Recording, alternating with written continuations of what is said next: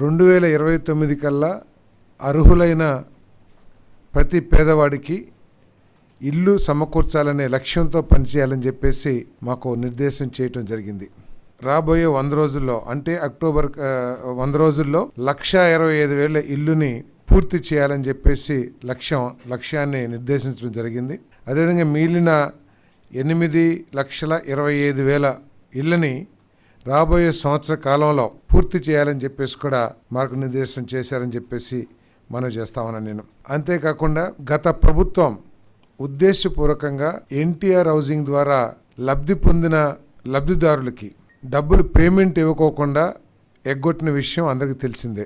5 సంవత్సరాల నుంచి కూడా ఆ పేదవాళ్ళందరూ కూడా తీవ్ర ఇబ్బందులు పడతా ఉన్న విషయం అందరికీ తెలిసిందే. ఏ ప్రభుత్వం అయినా సరే గత ప్రభుత్వం చేసిన మంచి కార్యక్రమాలని కొనసాగించాల్సిన నైతిక బాధ్యత ఉన్నప్పటికీ కూడా కేవలం కక్షపూరితంగా తెలుగుదేశం ప్రభుత్వం శాంక్షన్ చేసిన ఇల్లు కాబట్టి వాళ్ళకు ఇవ్వకూడదనే ఏకైక ఉద్దేశంతో పూర్తిగా ఇల్లు పూర్తి చేసిన వాళ్ళకు కూడా డబ్బులు ఇవ్వకోకుండా నిర్లక్ష్యం చేసిన విషయం మనందరికీ తెలిసిందే.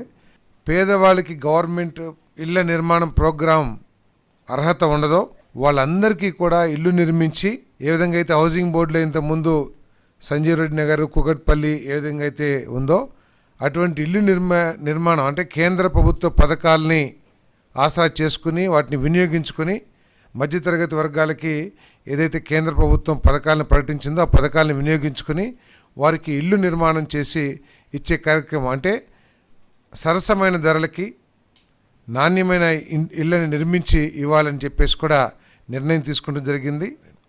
సో అదేవిధంగా ఏదైతే ఇళ్ల స్థలాలు ప్రభుత్వం సేకరించి ఇళ్ల స్థలాలు లబ్ధిదారులకు అందించలేదో వాటిని కొత్తగా లబ్ధిదారులు ఎంపిక చేసి వాళ్ళందరికీ కూడా 3 సెంట్ల కాడికి ఇస్తామని చెప్పారు.